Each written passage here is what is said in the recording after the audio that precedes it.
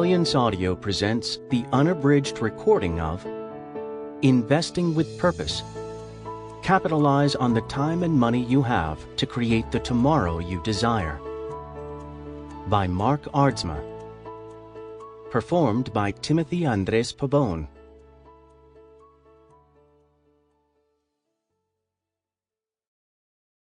Disclaimer. This book contains my best attempt to distill what worked and why from my experiences as an entrepreneur and an investor. Your results may vary.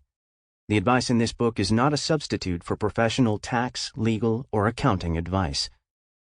Throughout this book, I address the reader directly, and for simplicity and clarity, I give recommendations in the form of imperative sentences. These should not be interpreted as specific instructions for any individual situation. Portions of this book likely do not apply to your specific circumstances. Please exercise judgment before making investment decisions. Introduction. What will you do with your potential? In this book, I want to invite you to clarify the future you aspire to and equip you to make your aspirations reality by effectively investing the time and money you have. You get to decide what you want. It might be to attain great wealth, to generously improve our world, or both. Maybe you want to build your organization into something much more than it is today. Perhaps lifelong learning and discovery are what you value most, or maybe it's living out your faith. You might aspire to triumph over what scares you, or to forge the fulfilling relationships you long for. No matter what you aspire to, how you use the time and money you have will determine whether you make that future reality or whether it will exist only as an unfulfilled dream. At age 24, I was laid off, with just a few $1,000s in savings. Instead of looking for a new job, I sat down at a makeshift desk in my basement and began to invest my time and money differently. Over the next 10 years, I multiplied that savings 1,000-fold into a multi-million-dollar portfolio of businesses and other investments. During that time, I also invested in my personal growth, transforming from a timid technician to a confident and capable CEO. Along the way, I created and refined a document that became my personal guidebook of time and money investment principles. When I grasped a new insight or made a big mistake, I updated that document. When I felt afraid or confused about an investment decision, I reviewed that document to clarify my course.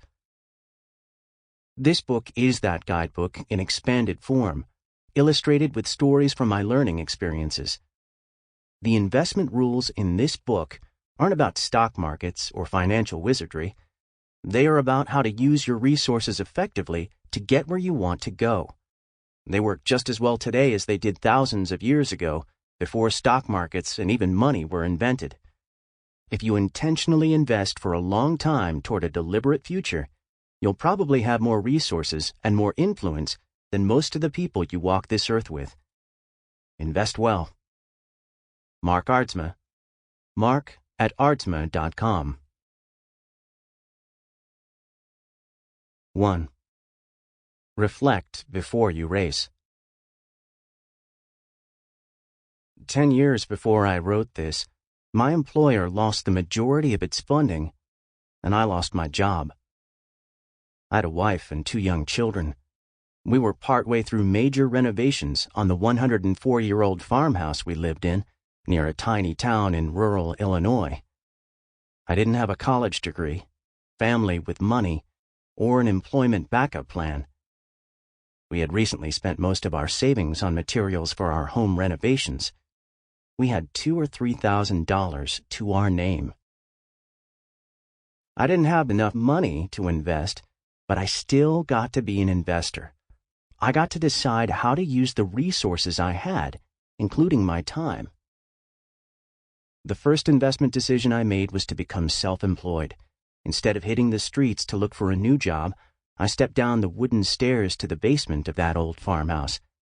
I ducked under a beam at the bottom of the stairs, swept cobwebs away from my face, and looked around. It was creepy. The walls were old cinder block that someone had since sprayed with a green coating to keep water from seeping in. There were still plenty of slimy drip trails on the walls with green algae that almost matched the coating, and it was cold. I used one side of the old coal bin for one wall of my new office. A kitchen table from the 1950s became my desk. I moved my computer from upstairs and connected it to my dial-up internet modem. I wired a light fixture overhead, plugged in a space heater, and hung plastic drop cloths around 3 sides of the space to keep the warm air close. Total budget for my new office? $0 up front and $0 a month. Believe me, my first day sitting down at that desk was not filled with feelings of pride and self-assurance. I didn't even tell my friends what I was doing. I didn't want the embarrassment of explaining that it didn't work out. I knew I wanted to support my family, stay productive, and build interesting things. I knew I was long on time and short on cash.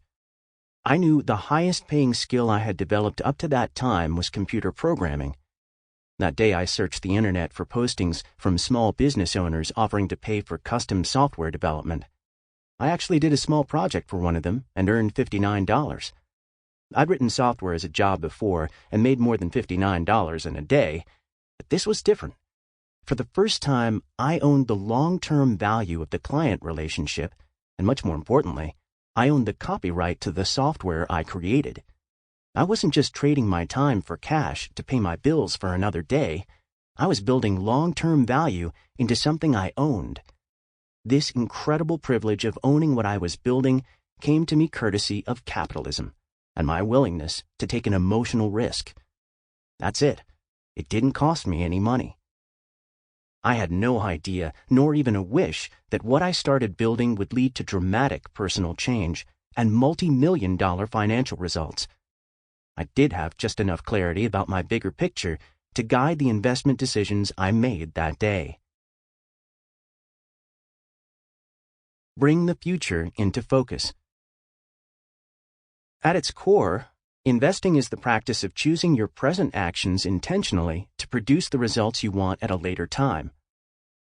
This is unnatural.